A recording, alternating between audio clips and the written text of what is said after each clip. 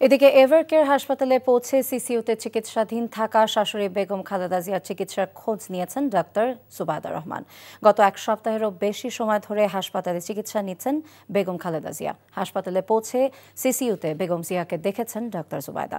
দেশের চিকিৎসক দলের সাথে বেগম জিয়ার চিকিৎসায় ভার্চুয়ালি যুক্ত রয়েছেন বিভিন্ন দেশের চিকিৎসকরাও।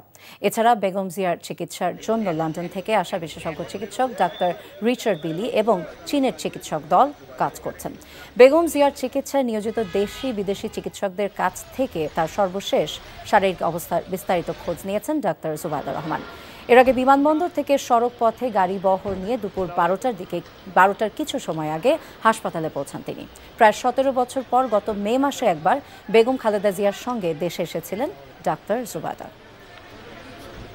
দর্শক, এই মুহূর্তে রাজধানী এভারকেয়ার হাসপাতালের সামনে আছেন সহকর্মী ইমরুল হাসান এবং ইফতেখার রেজা। প্রথমে যুক্ত হচ্ছে ইফতেখার রেজার সাথে। ইফতেখার, ডাক্তার জুবায়দা রহমান আসার পর মেডিকেল টিমের সঙ্গে বিএনপি চেয়ারপারসনের চিকিৎসা নিয়ে নতুন কোনো সিদ্ধান্ত হয়েছে কিনা আমাদেরকে জানান।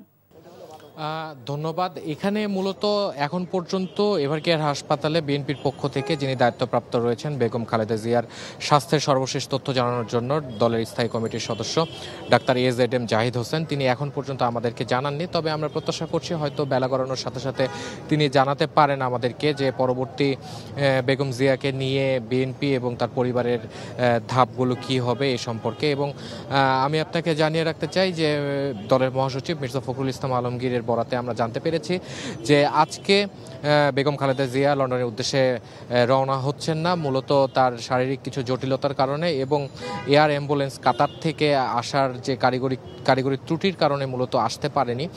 সে কারণে মূলত আজকে যাত্রা হচ্ছে না বেগম খালেদা জিয়ার এবং আগামীকাল শনিবারের মধ্যে তিনি এয়ার অ্যাম্বুলেন্স আসতে পারে বাংলাদেশে বা পৌঁছাতে পারে এবং এর পরবর্তী সময়ে আগামী 7 ডিসেম্বর বা রবিবারে বেগম জিয়া যাত্রা করতে পারেন লন্ডনের উদ্দেশ্যে। এখন পর্যন্ত আমরা এতটুকুই জানি এবং আমি আমাদের সহকর্মী ইমরুল হাসানের কাছে সরাসরি চলে যাব, তার কাছে আমরা জানতে চাইব, মূলত আপনার কাছে আমরা জানতে চাই যে আগামী রবিবারে বিএনপি চেয়ারপারসন বেগম খালেদা জিয়া যাত্রা করছেন কিনা।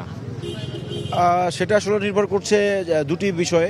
এখানে এয়ার অ্যাম্বুলেন্সটি হয়তো আগামীকাল রাতেই ঢাকায় চলে আসবে। তো মূল যেটা বিএনপির যে কনসার্ন যে বেগম খালেদা জিয়ার শারীরিক কন্ডিশন, সেটা যদি পারমিট করে সেক্ষেত্রে হয়তো আগামী পরশুদিন বেগম খালেদা জিয়া উন্নত চিকিৎসার জন্য লন্ডনে হয়তো রওনা দিবেন।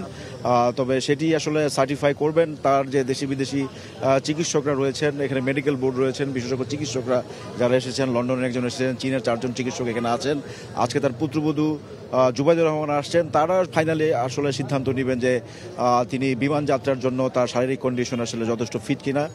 সেটার উপর নির্ভর করবে। হয়তো আগামীকাল রাতের মধ্যেই কাতারের এয়ার অ্যাম্বুলেন্সটি চলে আসবে, যেটি বিএনপি মহাসচিব জানিয়েছিলেন যে প্রাথমিক পর্যায়ে যে কাতারের আমিরের দেয়া রয়্যাল অ্যাম্বুলেন্সটি আসার কথা ছিল সেটি কারিগরি ত্রুটির কারণে সেটি আসছে না, সেটির বদলে অন্য আরেকটি রয়্যাল এয়ার অ্যাম্বুলেন্স পাঠানো হচ্ছে, সেটিও আগামীকাল রাতে চলে আসবে।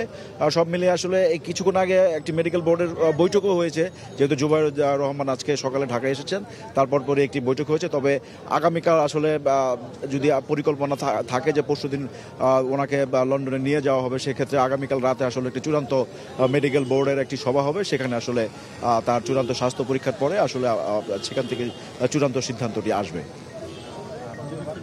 যেমনটি শুনছিলেন যে বর্তমানে জুবায়দা রহমান হাসপাতালের ভিতরে অবস্থান করছেন এবং গত 23 নভেম্বর থেকে এখন পর্যন্ত বেগম জিয়াকে যে চিকিৎসা দেওয়া হয়েছে সেই চিকিৎসার রেকর্ডগুলো বা নথিগুলো ঘেঁটে দেখছিলেন এবং যে 3 দেশের সমন্বয়ে গঠিত যে বিশেষজ্ঞ চিকিৎসক দল রয়েছে সেই চিকিৎসক দলের সাথে আলোচনা করছেন এবং দেশে থাকা অবস্থায় বেগম জিয়ার কী ধরনের চিকিৎসা হবে আগামী 2 দিন হয়তো সেই বিষয়গুলো নিয়েও আলাপ আলোচনা চলছে বলে এখন পর্যন্ত আমরা জানতে পেরেছি। তো এই ছিল এভারকেয়ার হাসপাতাল থেকে বেগম খালেদা জিয়ার স্বাস্থ্যের সর্বশেষ তথ্য। আমরা খালেদা জিয়ার চিকিৎসার সবশেষ খবর জানছিলাম।